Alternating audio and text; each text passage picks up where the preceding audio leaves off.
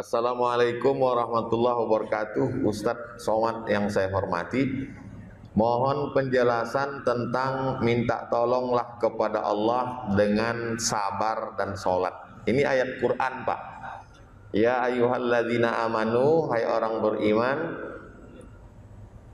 wasta'inu bis sabri was shalah. Minta tolonglah kepada Allah dengan sabar dan sholat. Sabar artinya menahan. Yang ditahan itu apa? Yang ditahan itu tiga. Ditahan tangan, jangan sampai memukul-mukul pipi, menarik-narik rambut. Karena biasanya orang kalau marah memukul pipi, menarik rambut. Itu marah. Tapi kalau udah marah sekali, pipi orang pula dipukul. Jadi itu makna menahan.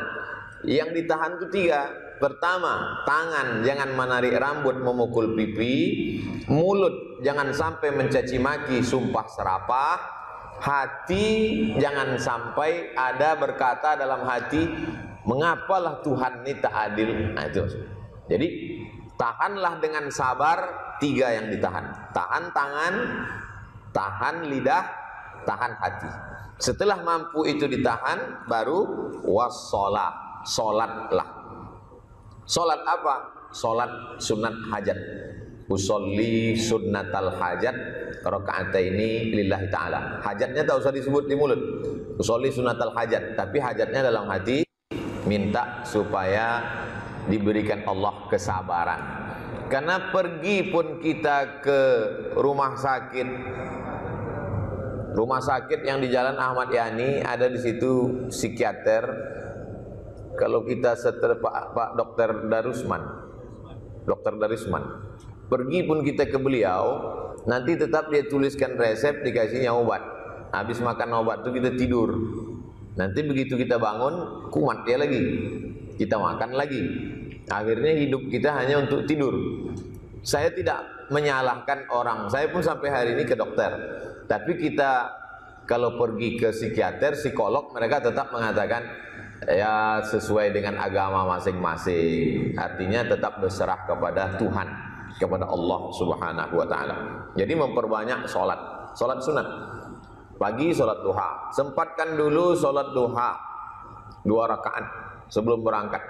Kalau Bapak Ibu berangkat jam 7 dari kota Pekanbaru ke kantor, sudah bisa sholat duha. Tapi katanya sholat duha jam 9 Pak Ustadz. Jam 9, jam 10 waktu afdal. Tapi duha sudah bisa dilaksanakan sewaktu dengan maghrib. Mudah cara mengukur sholat duha itu, asal sewaktu dengan maghrib. Maksudnya kalau maghrib di Pekanbaru jam 6.30, maka jam 6.30 pagi sudah bisa sholat duha. Bedanya dengan isyraq, kalau cukup 3 unsur namanya isyraq. Sholat subuh berjamaah, duduk berzikir mengingat Allah sampai terbit matahari. Sholat sunat dia, itu namanya sholat sunat isyraq. Usolli sunnatal isyraq rakaataini lillahi ta'ala. Biasa dulu kita buat Sabtu subuh di An-Nur. Tapi kalau tidak cukup 3 rukun, sholat subuhnya di rumah. Karena covid, tak covid pun di rumah juga. Kemudian tak ada berzikir sampai terbit matahari. Jam 6.30 dia sholat sunat, namanya sholat sunat duha. Sholat sunat duha ini waktunya terbentang sampai 15 menit menjelang zuhur. Waktu zawal, tergelincir matahari itu tak boleh lagi sholat. 3 waktu yang tak boleh sholat: terbit matahari, tergelincir matahari, tenggelam matahari. Karena itu dulu waktu yang dipakai oleh kafir musyrik untuk menyembah Lata, Uzza, Manat, Hubal, Jibti, Tahut, Naham. Nah ini tentang sholat. Jadi kalau kebetulan malam mau tidur, sholat witir. Sebelum tidur malam, paksa-paksakan sholat witir. Supaya sebelum tidur tuh kita berwudu. Kalau saya beramal itu, karena saya termasuk orang yang tidak terlalu rajin macam ustadz-ustadz yang kiai-kiai, tuan-tuan guru. Jadi saya selalu membuat satu amal tuh sekali dayung 2-3 pulau terlampaui. Ada guru mengatakan berwuduklah sebelum tidur, sholatlah sebelum tidur, bacalah ayat awal Al-Baqarah, ayat kursi dengan ujung Al-Baqarah. Saya buat sekali lalu. Jadi sebelum tidur Wudhu dulu, sholat witir 3 rakaat. Rakaat pertama baca alif lam mim zalikal kitabul la raiba fih 5 ayat sampai wa ulaika humul muflihun. Rakaat kedua baca ayat kursi, Allahu la ilaha qayyum la ta'khudhuhu sampai habis. Rakaat ketiga baca ujung yang biasa kita baca tahlil, lillahi ma fis samawati wa ma fil ardh. Nah, jadi sekali lalu 3-3-nya dapat. Wudhunya dapat, sholatnya dapat, 3 ayat tadi dapat. Kalau kita sudah terbiasa begitu, jadi otomatis pas mau tidur malam pasti kita berwudu, sholat sunat. Kalau sudah kita laksanakan, baru terasa ringan. Kalau tak kita laksanakan, terasa berat. Macam ada yang belum kita laksanakan. Buat terus sampai bak kata pepatah, Allah bisa karena biasa. Bagaimana cara bersyukur sesuai tuntunan Nabi? Syukur ini ada 3. Syukur hati, ridho menerima keputusan Allah. Syukur mulut, banyak berzikir, subhanallah, subhanallah, alhamdulillah, alhamdulillah, Allahu akbar, la ilaha illallah. Syukur anggota badan, bergerak. Jadi ketika kita sholat itu syukur, karena badan bergerak. Allahu akbar, sami Allahu liman hamidah. Syukur ada 3. Syukur hati, ridho. Apapun yang kau kasih, aku ridho ya Allah. Ridho itu bahasa Arab, bahasa Melayunya senang hati. Senang hati menerima keputusan Allah Ta'ala. Syukur mulut, bertasbih. Dari rumah, kota Pekanbaru, ke kantor, itu saya kira kalau saya hitung sholawat bisa sampai 100, 200, 300 kali. Allahumma sholli ala sayyidina Muhammad wa ala ali sayyidina Muhammad. Allahumma sholli ala sayyidina Muhammad wa ala ali sayyidina Muhammad. Selama di perjalanan aja. Di kantor gitu juga.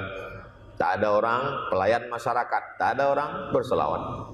Tapi jangan pula saking kan mengawal nih ada orang pun berselawat juga. Macam mana akte kelahiran anak saya Pak? Allahumma sholli ala sayyidina Muhammad. Sesuaikanlah dengan situasi dan kondisi. Assalamualaikum warahmatullahi wabarakatuh. Ustadz yang kami hormati. Waalaikumsalam warahmatullahi wabarakatuh. Mohon Ustadz pencerahan tentang konsep sabar dan cobaan. Ma asaba min musibatin fil ardi, segala yang terjadi di bumi, maksud yang segala terjadi di bumi, gempa bumi, gunung meletus, tsunami, hujan lebat, banjir bandang. Ma asaba min musibatin fil ardi, segala yang terjadi di bumi, wala fi anfusikum, yang terjadi pada dirimu, jantung koroner, diabetes meletus, kanker, termasuklah COVID ini, illa fi kitabin, semuanya sudah tertulis di Lauhil Mahfuz. Min qabli an nabraha, sebelum kami ciptakan manusia 50.000, hadis riwayat Muslim. Innallaha katabal maqadir, Allah sudah menuliskan takdir. Qabla an yakhluqas samawati wal ard 50,000 sanah, qabla an yakhluqas samawati wal ard, 50.000 tahun sebelum diciptakan langit dan bumi. Tapi saya tak ingin pegawai Pemko gara-gara ini semua mengalaskan takdir. Ini tak betul. Jangan nanti rapat dengan Pak Ayat ditanya, "Gimana laporan-laporan Pak?" Nah, kita serahkan aja pada takdir Pak. Ini golongan Jabariyah. Golongan Jabariyah ini golongan apatis. Kata dia semuanya takdir kita ini macam wayang yang dimainkan oleh dalang. Itu ahlul bid'ah. Sedangkan kita ahlus sunnah wal jamaah tetap ada namanya ikhtiar, usaha. Ini termasuk usaha kita. PSBB itu usaha. Tembak kening tadi itu usaha. Pakai masker ini usaha. Cuci tangan, hand sanitizer itu usaha. Kena juga takdir. Tapi kalau tak berusaha kena sebab akibat. Jadi bedakan antara takdir dan sebab akibat. Kalau tidak begitu nanti mahasiswa-mahasiswa ini mengakal-akali orang tua. Pulang dari kampus, balik kampung, tunjukkan transkrip nilai. Berapa IP-mu? Tengok, kenapa IP kau 2,5? Ya, itu dah takdir Allah. Tak bisa begitu. Nah, ini ada namanya takdir. Kalau sudah usaha optimal, terjadi juga qaddar Allah, takdir dari Allah. Tak bisa terelakkan lagi. Jadi bagaimana kita menyikapi itu semua? Tidak ada cara kecuali ridho menerima takdir Allah. Kalau kita usaha. Tapi kalau belum usaha, itu kurang usaha namanya. Maka kita introspeksi diri. Yang salah itu adalah kita. Kesalahan manusia, yang salah dia, disalahkannya Tuhan. 2 kali dia salah. mengkambing hitamkan Tuhan, memburukkan Tuhan atas kesalahan dia. Itu bukan aliran Ahlus Sunnah wal Jamaah. Tidak ada yang bisa menenangkan hati kecuali zikir dan sholat. Berapa banyak zikirnya Pak Ustadz? Istighfar 100, sholawat 100, la ilaha illallah 100. Habis subuh atau mau tidur malam. Mana dalilnya berzikir 100.000? Abu Hurairah sebelum tidur malam, dia menyimpul tali alfa uqdah, 2000 simpul. Sebelum tidur malam disimpulnya 2000 simpul, yusabbihu biha, dipakainya untuk bertasbih. Subhanallah, subhanallah. Itulah dalil boleh membuat tasbih 100, 200, 700, 1000, 2000. Nanti kalau ada orang mengatakan bertasbih dengan hitungan-hitungan itu bid'ah. Nih amal Abu Hurairah. Buka kitab Syiar A'lam An-Nubala, ditulis oleh Imam Az-Zahabi.